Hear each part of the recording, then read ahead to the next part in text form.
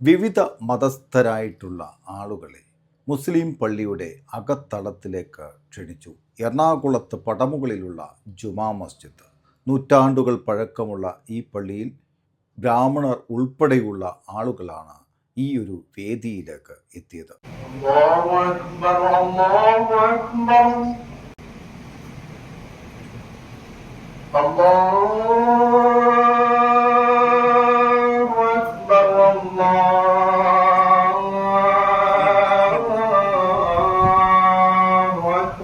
മതത്തിൻ്റെ അല്ലെങ്കിൽ ജാതിയുടെ എല്ലാ വ്യത്യാസങ്ങളും മറന്നു വെച്ചുകൊണ്ട് ഒരുമിച്ചിരിക്കാൻ കഴിയും.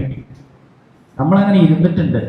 കൊറോണ വരുമ്പോൾ അല്ലെങ്കിൽ സുനാമി വരുമ്പോൾ, പ്രളയം വരുമ്പോഴൊക്കെ നമ്മളങ്ങനെ പള്ളിയിലിരിക്കാറുണ്ട്, സ്കൂളിൽ ഇരിക്കാറുണ്ട്.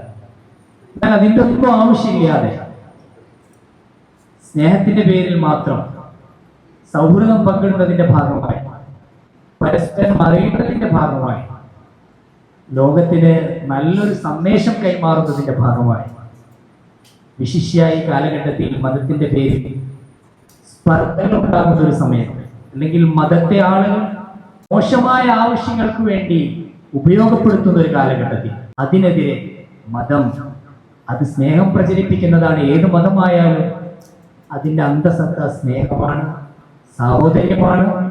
അത് ഒരുമിച്ചിരിക്കാൻ, തോളോട് തോൾ ചേർന്നിരിക്കാൻ പഠിപ്പിക്കുന്നതാണ് എന്ന് ഉദ്ഘോഷിക്കുന്ന ഒരു സദസ്സാണ്. മസ്ജിദിൽ ആദ്യമായിട്ടാണ് ഞാൻ വരുന്നത്.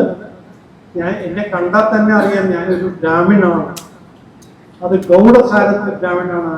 പടമുകൾ പള്ളിയെക്കുറിച്ച് പൊതുവെ പറയുമ്പോൾ പടമുകൾ പള്ളി പരിപാലന കമ്മിറ്റിയാണ് അതിൻ്റെ ഭാരവാഹികളാണെങ്കിൽ പോലും കേരളത്തിൽ അങ്ങോളമില്ലാത്ത ഒരു മതേതര കാഴ്ചപ്പാടുള്ള ഭാരവാഹികളാണ് ഇവിടെ ഭരിച്ചിരിക്കുന്നത്. മതത്തിന്റെ പേരിൽ ലോകമെമ്പാടും നടക്കുന്ന വിവിധ പ്രശ്നങ്ങളെക്കുറിച്ചൊക്കെ നമുക്ക് വളരെ വ്യക്തമായിട്ട് അറിയാവുന്ന അതിൻ്റെ ആഘാതങ്ങൾ ദൂരെ മധ്യപൂർവ്വ ദേശങ്ങളിലൊക്കെയാണ് നടക്കുന്നതെങ്കിലും നമ്മുടെ ജീവിതത്തിലും അതിൻ്റെ ആഘാതങ്ങൾ പ്രതിഫലിക്കുന്നുണ്ട്.